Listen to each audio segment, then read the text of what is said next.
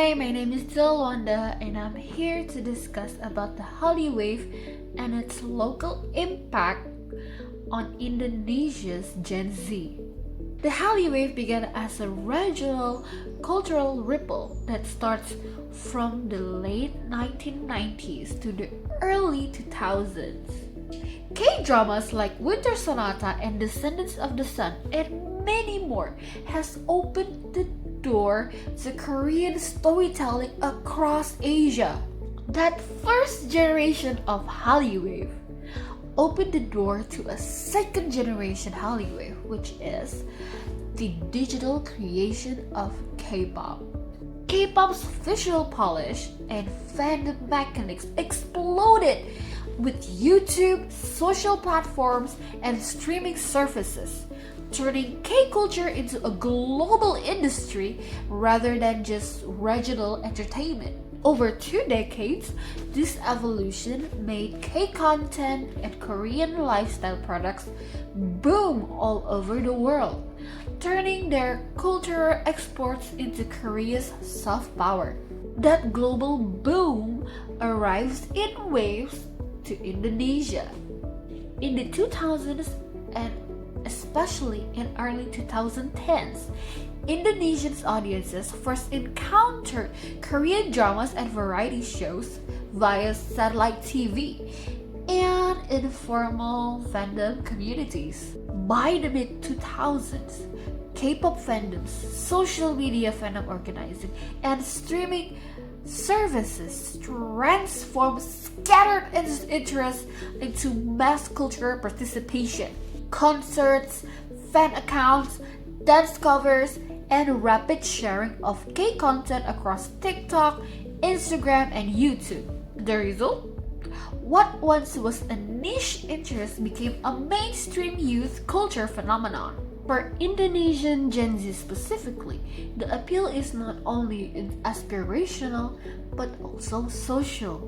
K-pop and K-drama offer a visual script for style, rhythm, and shared rituals such as watch parties, streaming campaigns, cover dances, photo cards trading, and themed cafes that create identity and belonging.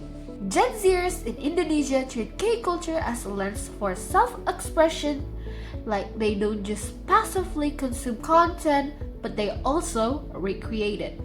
They learn Korean phrases, imitate beauty routines, remix looks for local weather or skin tones, and literally take their social lives to concerts and fan events.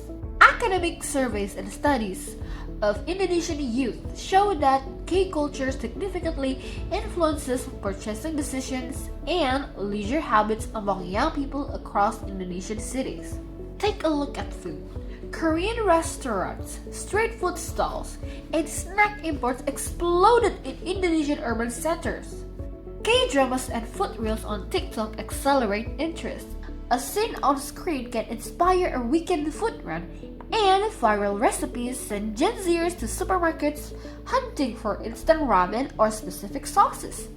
Studies of the trend find Korean street food becoming an identifiable part of Indonesian urban youth culture since the early 2000s. In beauty, the shift is striking and measurable. Before Hallyu's dominance, popular beauty ideals in Indonesian often lean towards tan skin and heavier Western-influenced makeup looks. Over the past decade, this has materially shifted.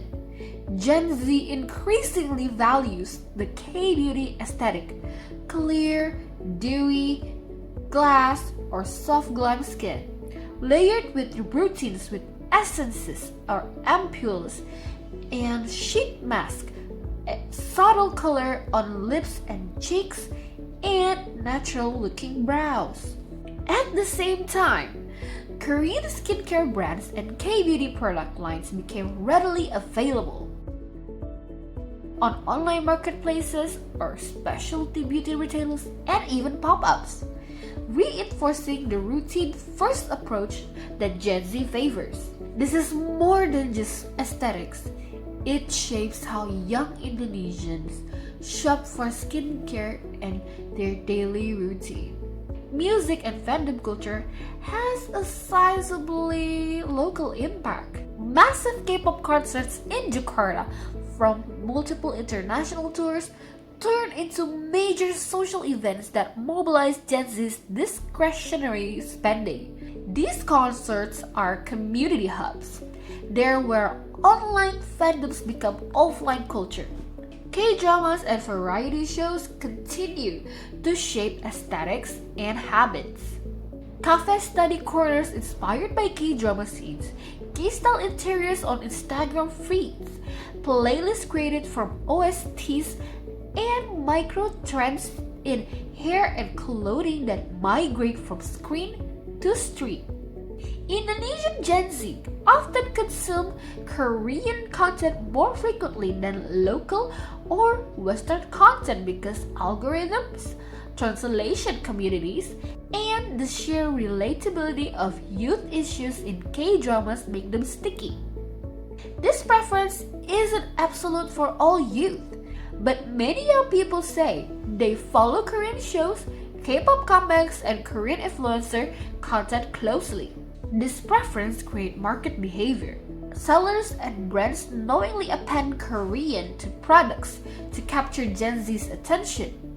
From cafes branded as Korean style to clothing stores labeling lines K-inspired, and even from beauty product marketed with Korean aesthetics to home decor described as K-drama cozy. The label drives discovery and perceived modernity. Sometimes this is authentic, such as products or collaborations with Korean brands, and sometimes this is a marketing overlay. Local producers using K-branding language to increase the appeal. Researchers call this a form of cultural commodification or glocalization. Local entrepreneurs adapt Korean cues to fit Indonesian taste, while commercial players capitalize on the halo effect of Hallyu. There are deeper social and identity effects too. For many Indonesian Gen Zers, adopting Korean ideals such as language snippets, fashion codes, beauty practices has become a means of cosmopolitan identity construction. It's a way to signal modernity, digital savviness, and global belonging. That said, this adoption brings trade-offs. Local creative industries sometimes lose ground in the short term as younger consumers spend more attention and money on imported K-products. Debates emerge about cultural homogenization versus cultural hybridization. And critics ask whether local culture is being eroded or being remixed into new forms. So, what are the practical, observable changes in Gen Z's daily lives? They prefer subtle, soft glam look for campus, photos, and casual outings instead of dense, Western, contour-heavy makeup. They chose Korean-style bread and cafe menus on weekends. They save for concerts and merch drops as part of social rituals. They use K-slang and watch K-drama recommendations before bed. Retailers label items Korean to capture attention, and local creators remix K-aesthetics into distinctly Indonesian content. Finally, there are concerns worth noting. The newly dominant beauty standards, lighter, luminous skin, and a narrowly curated face ideal. It can reinforce new beauty standards. It reinforces new ideal and pressure. Not to mention the commodification and the hyper-collectibility K-pop merch encourages overconsumption. And while many local benefits from this Hallyu Wave aesthetic, subculture practitioners worry about the authenticity loss or economic imbalance where most value flows back to global entertainment companies. These are active conversation among Indonesian youth, academics, and cultural commentators, as Gen Z both critiques but embraces this Hallyu aesthetic. In the end, the Hallyu Wave has reshaped everyday reality of Indonesian Gen Z in ways that go far beyond entertainment. It influences what young people buy, how they dress, what they eat, how they take care of their skin, the influencers they follow, and even the languages and phrases they use in daily conversation. This cultural shift also transforms local businesses. Restaurants redesign their menus to include Korean-style dishes. Cafes adopt minimal muted interiors to resemble K-drama aesthetics. Boutiques bring in Korean silhouettes. And beauty stores stock more cushion foundations, lip tints, and glass skin essentials. Even small online sellers add the label Korean style, K-fashion, K-beauty because it instantly boosts credibility amongst Gen Z consumers. For many brands, attaching the word Korean on it isn't just a niche anymore. It's a survival tactic in a market where Korean culture defines what feels modern, trendy, and aspirational. But this influence isn't one-sided. As Hallyu rises, local businesses feel the pressure. Some Indonesian youth choose Korean makeup brands over local ones, Korean snacks over traditional ones, Korean dramas over local TV, Korean fashion over traditional streetwear. The competition isn't unfair, but it is imbalanced. Korean culture becomes packaged with global marketing power, massive online communities, and highly polished imagery. Local creators, designers, and business sometimes struggle to compete against the shine of Hallyu, even when their products are good. This raises questions about cultural reliance and whether an entire generation is drifting away from its local identity. There are also personal pressures. The Korean beauty standard, pale, smooth, delicate, effortless, has replaced the old westernized beauty trends and reshaped the expectation placed on young Indonesians. Where heavy makeup and tan glam used to be popular, now soft glam and glass skin dominate. For some, this shift is refreshing. For others, it creates new insecurities and unrealistic expectations. And within fandoms, the joy of community sometimes get overwhelmed by toxic behavior, fan wars, overconsumption of albums and merch, emotional burnout, or financial strain from trying to keep up with comeback cycles. So yes, Hallyu brings a sense of connection, creativity, inspiration, connections, and global belonging. But it also comes with challenges that Indonesia must navigate thoughtfully. It empowers Gen Z new ways to express themselves, yet it is also pushes them to constantly compare, consume, and conform. It boosts local business to adapt, but it also places pressure on those who can compete with the Korean aesthetic wave. The truth is, the Hallyu Wave isn't purely good or bad, it's powerful.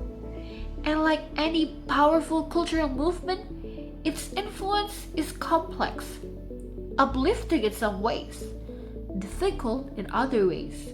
What matters most is how Indonesian Gen Z and local industries choose to respond by adopting what inspires them, adapting what fits their identity, and still preserving space for local creativity to grow. Because in the end, the Hallyu Wave can inspire a whole generation, but it shouldn't erase their own culture. It should coexist, evolve, and even create something uniquely Indonesian, shaped by both global influences and local roots.